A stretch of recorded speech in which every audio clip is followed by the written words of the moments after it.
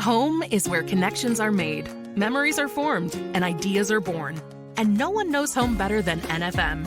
Thanks for tuning in to I Am Home, the podcast that goes deeper than trends and dives into what it means to make your house a home.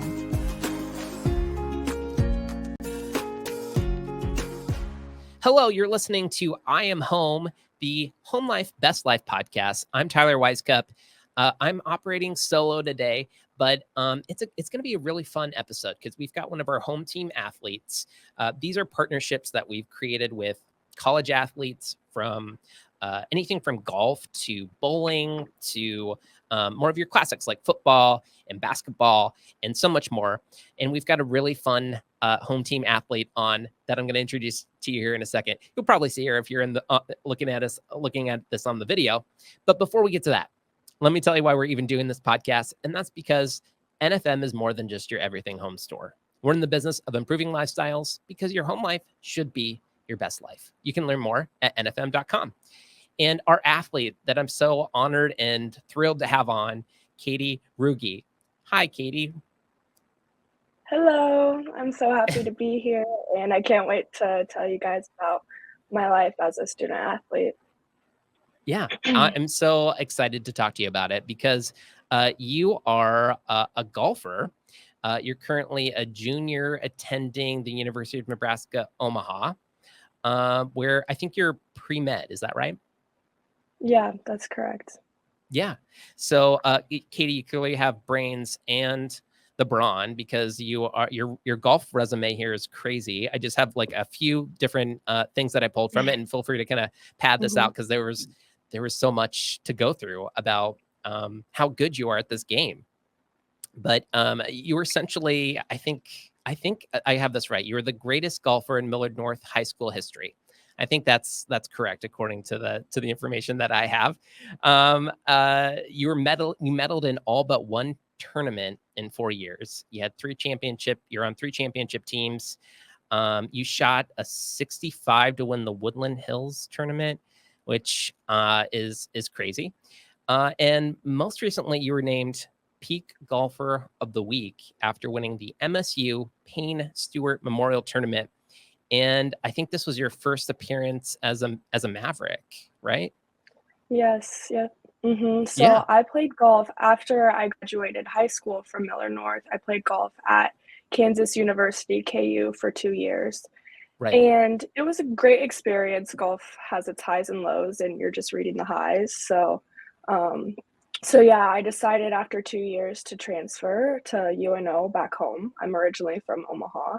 So it's already been a great experience. I've only been here for a couple months now, but living close to home and just making this choice has been the right thing for my game. It's been the right choice for my school also. It's been where I flourished. So yeah.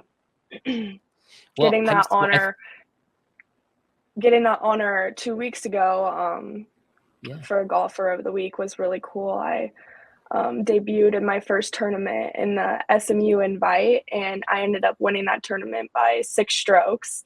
And That's our so team crazy. Also won that event. Yeah, it was our first win for our head coach. She just got named the head coach 2 years ago. So this is her second year being head coach. And yeah, we got that win for her and my first win individually in collegiate golf. So yeah, well, that's awesome. I mean, it's kind of cool because I know in Kansas, like you said, we were reading through some of the highlights, and you were talking about like maybe there's some of the downs while you're in Kansas. Was some of that just like homesickness and the way that they play golf in Kansas and trying to work your way up? I'm curious about like that process and how you got to the highs that we were talking about in high school, that transition to college, and then making this move to a place where now you're flourishing at UNO. Golf is a very tricky sport. There's a lot of variables with it, and one thing that might work for one person doesn't always work for the next. So I'm a very oriented coaching. I thrive under coaching. I've always had lessons my whole life. So being away from my coaches was really tough for my game. And Golf has entered the new world of virtual too. You can take online lessons, send videos to coach, but the way I learn golf, it's more feel more than visual. And personally, I don't think you get the same experience over the phone. So that really took a toll on my game, and it was hard being away from family too. It was only Sure. a 3.5 hour drive, but when you're as busy as I am, you can't go home every weekend. And Hmm. um, so, yeah, there's only so much the phone can do. And I had great experiences at KU. It was a very, very competitive team. They played in great fields. And at the end of the day, only 5 golfers get to play for your team for college golf. 5 make the lineup, and 4 count for your scores. And we had a lot of girls on our team with depth. We had 12 my freshman year and 11 my sophomore year. Wow. So it was a very competitive atmosphere. Yeah, which I thrived under when it was apparent in summer golf when I came home for the summers and I was on the next level, but not really getting that opportunity to play in college golf isn't something I was hoping for. Um, so yeah, I met a lot of great people. They pushed me to be my best, but I knew it was the best for my game to transfer just to play golf while I can. This is where I'm at my peak. So Yeah, I mean, clearly, obviously, being able to kind of earn those wins and then help the team win too. I think obviously that's you're seeing in your game. You're being able to have that FaceTime with your coaches, all those kinds of things is really working out. I'm so happy for you. I think that's awesome.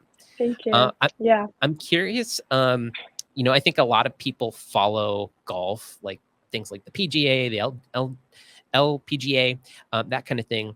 As a college player, like, when is the golfing season? You were talking about like summer golf, and as a college player, is it fall time frame, or does it line up with the PGA? Is it the same kind of practice, or is it different? I'm curious. So the PGA people are kind of on their own schedule. For college golf, the peak season is spring. That's when you have the NCAA tournament, and that's at the end of the school year. It ends up being around the last week of school and even after if you qualify for nationals. So it's Okay. broken up into a fall um, semester and a spring semester. So your fall tournament schedule is around 4 tournaments. That's pretty typical. And then spring you have around 5, not including regionals and nationals. And you qualify for regionals based off how you do the whole fall and spring semester, or you can qualify based on your conference tournament as well. Oh, And interesting. then So to qualify, yeah, it's a very hard process to get into the tournament. It's very competitive, but then to get into nationals, it's based off your regionals performance. right. I mean, the way that you kind of listed it there is, I mean, you have uh 5 opportunities to get into those regionals and kind of move up from there. I mean, just to play like top level golf for each of those. Is that correct, or does it account for the It's springtime as well? it accounts for both. So even if you win a tournament, it doesn't count. It helps for your ranking for Clipped, Sure. and Yeah. Clipped is a new system that they put out. It was on GolfStat before. Okay. Um, but it's keeping track of your average throughout the whole year, and then that should get you into regionals if you meet a certain qualification. Mm. And what they do is they take the top 50 or so teams, and you're exempt for the regionals tournament. And another way to get into the tournament is if you win your conference. So we have in the Summit League, a handful of schools are NDSU, Oral Roberts, and Denver. So we'll be competing against them in the spring to get into the tournament. And Oh, then if interesting. you win as a team, you get in. And then if you win individually, you also get into the tournament. Gotcha. So there are opportunities, but it's, I mean, the runway to make it happen, like you said, it's highly competitive. So that's Yeah. interesting. It's good to know this, because if you're outside of the sport, I mean, how else do you know what the life is for a college Yeah. athlete? So I'm super interested in this. Can you describe maybe like the like the differences between like the team dynamic and individual play, and what's that like at the college level? I think everyone experiences it differently because at Kansas, I had a very different experience team-wise than when I'm traveling at K or at UNO. So Mhm. you get both perspectives, and realistically, I mean, it's not all sunshine and rainbows when you're traveling. It's a lot more enjoyable. You're playing for your team. You get to play cool courses. But when you're at home, realistically, it's really tough because your team is getting all this praise, and even though you're still a part of it, you almost don't feel a part of it. Like at KU, we were winning tournaments, we were going up in the rankings, and it takes everyone on the team to make the team because you guys all have to push each other. But Yeah. when you're not contributing to the scores, it definitely takes a mental toll on you and you don't feel as part of it. But that's part of the reason I wanted to transfer. I wanted to be part of something that I could change and make better. So being able to be in this traveling squad and put up good scores and break records for UNO, it's just been already a great experience. Yeah, clearly, like you said, in your debut, winning and helping the team win too. I mean, you're clearly shining. So I think obviously you're in the right place there. Um, you talked about like the role of like coaches and having lessons. I'm curious about like the college coaches themselves and like what is their part to play like when you're at a tournament, when you're playing games. Are they on the field? Are they on the course with you? What does that typically look like? Yeah, so I've had the honor of experiencing a bunch of different coaching styles. So my coach at KU, she had a more hands-on approach. We also had an assistant coach who was very knowledgeable with the swing, so he would help with technical things like swing thoughts, just anything when it came down to that type of thing. And then our head coach was really into course management, so it was just a lot more hands-on approach. And I feel like everyone has their idea of what works best. Mhm. Again, there's not one right answer. Like I was saying with golf, there's multiple variables, and everyone plays their best golf differently. So I'm experiencing with my head coach now just more of listening to what I think about it and what I think makes me the best golfer. And she's kind of in turn taking that knowledge and working with it. So I think having that mold is important for a coach, but when it comes to on the course, so we only have one coach, and that's hard when you have 10 girls on the team because Sure. we just Yeah. had our home yeah, we had our home tournament yesterday and the day before. So when you have one person attending to 10 girls, it's hard, but normally if you're the top 5 playing for the team, she'll come around. There's certain holes we have picked out that we want help on, especially the par 3s, just knowing some numbers that the other girls have hit. Just giving our 2 cents and then her giving that back. It's kind of more of a reassurance thing right now, but yeah, I think each coaching style looks different, so That's interesting. Like I said, no idea what it's like to play college golf, and just getting this peek behind the curtain is really exciting for me. Okay, so we already listed off maybe a couple of the wins that you've had, and I know that we've been talking about the lows of college golf too. But I'm curious, like, if you have a moment in your golfing career so far that just like really stands out as like your drop the mic moment when you're able to, whether it was like a tournament that you won, one of the ones that we kind of listed where you had amazing scores, or is it like a specific shot that you had? I'm curious if anything sticks out in your mind. yeah, when you say that, I think about this summer. I played in the Nebraska Am at Oak Hills, and that's right after I made the decision to transfer, and I was still in the portal at that time. And it was just kind of a low moment because I wasn't 100% sure what I wanted. It just didn't seem like all the stars were aligned. And then after playing in that tournament close to getting out of school, I ended up winning by, I believe, 8 shots. Um, Whoa. yeah, so that was a huge deal to me because that whole season, my sophomore year, it felt discouraging. I didn't have the confidence in my game, but then when I came out and won that tournament, I was like, "Okay, Katie, your game is the best it's ever been. You just gotta believe in yourself and have the belief." And that's what golf ultimately comes down to. It's when you're this good, it's a mental game. You just gotta believe you're good. Yeah, clearly you were in that you're wrestling with that decision maybe in your mind, and the way that it showed up on the course, you winning, um, probably showed to yourself, like you said, that you made the right decision, that your mind is clear and you were on the right path, I would assume.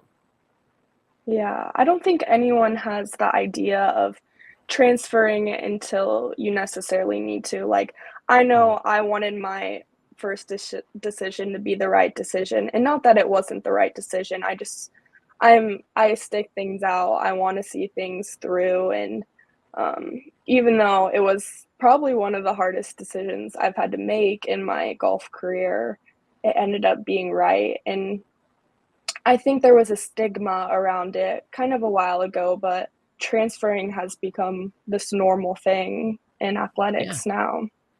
Yeah, Yeah. definitely. I mean, I think you see that across a lot of different sports where, I mean, as an athlete, you're probably just trying to find the right place for you. And how are you supposed to know that as a 17, 18-year-old kid making a decision um, that could affect the rest of your life, especially in college athletics where things are so competitive.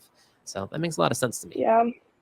Yeah, I will say that, like, when you're getting recruited, it's a long process, and Sure. you go and visit these schools, and I don't think people realize 100% what they're getting into when you're on these Right. visits, you're seeing the glory of it all. You don't even when you talk to the girls on your own team, they want you on the team. Your coach is telling you, "Hey, like, you need this recruit, like, put on a good show." And you don't see behind the scenes what you're really getting into, and I think that's something that probably needs to change, but it's a reality, so Yeah. Yeah, definitely. And that's where probably something like the transfer system and why that's changed so much. Like you said, there's a little bit less of a stigma around being able to do that. And I think it's a good thing. I think it certainly has helped you. And I'm sure it's helped a lot more athletes as well. So yeah. um, I don't think I could get away without asking for tips. I think there'd be a riot if I talked to a golfer or didn't ask, especially somebody at your level, didn't ask for some golfing tips. So, what are some common mistakes that you see maybe like a recreational golfer doing that holds back their progress um, in trying to get better? Consistency, that's the main thing. If you aren't practicing at least twice a week, there's no way you're gonna get better, and I would say 2 days a week is the minimum. That's where you're gonna see maintenance with your game. If you wanna see improvement, you have to be putting in the work, you have to be putting in the reps, and the tricky thing about golf is you can't just put in the reps, like, in the gym necessarily. You gotta be doing it with the right swing thoughts or Mm, the right thoughts. So that's where coaching, or if you have a friend that's experienced, if they could give you something to work with, even if it's not even every practice, you could work with a thought for a month. You could work um, with a training aid. Even I know YouTube has a ton of videos, and I'm not against that. I think people are very knowledgeable even when it comes to the internet. I know a lot of people say that, "Oh, YouTube, you need to go to a professional coach." I don't agree with that. I don't think there's one right way, and I'm a believer in I actually have 2 coaches. I like another perspective. I don't think one person sees everything. yeah. So yeah, I think just educating yourself and experimenting what works for you, but as long as you're putting in the consistency and the reps with a few maybe good thoughts, then you'll see improvement over time. Yeah. Can you tell us, like, pretend, because I definitely know what swing thoughts is. I totally know.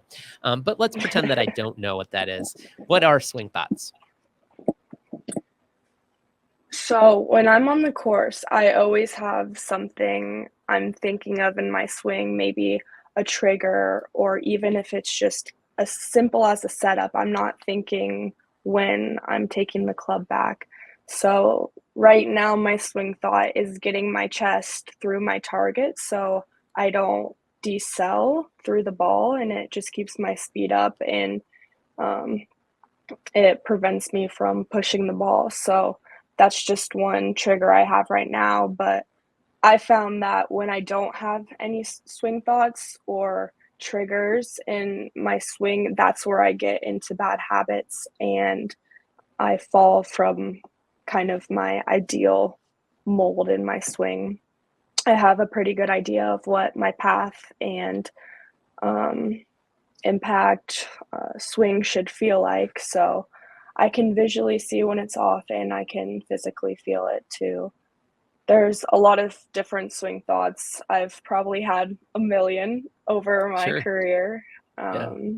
between hip turn, club in, um, inside out. There's so many things you can research with that, but And part of what you were talking about I before don't, about like yeah. trying to keep that thought in mind, it's about like trying to focus on that one skill for a period of time, and that's what trying to have that thought in mind as you're practicing. Like you're encouraging people to get out there and think about specific aspects of their game over a longer period of time. Is that right?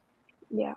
I think a lot of people want to see improvement right away when it comes to everything, but you aren't going to fix your golf swing overnight. It's going to take a series of steps. And even if you're a quick learner and you can feel it, it's still not going to be natural until you do it over a long period of time. And that's where I think people need to stay with a thought and stick with it. And, if that doesn't work for them, find something else. So. Gotcha. Okay. Well, that makes a lot of sense. I appreciate you kind of helping educate the people that don't know. Because, like I said, I totally knew what swing thoughts were. Okay, we're getting closer to the end of our time, and I definitely want to talk about your dorm remodel kind of makeover that you did. Like I said, I think it looks amazing, and I'd love to know again what you were looking for in the process of doing this. And maybe the best place to start is like, can you describe for us like what you would call your style? Yes, I would say maybe modern but classy at the same time, with maybe a mix of bohemian. Um, I really like to go along with trends, but only if they suit my eye or if I find them to be timeless pieces. I really enjoy going on Pinterest and looking at photos and kind of putting together a few pictures so I have in mind what I want to pick out and the vibes I want to give off.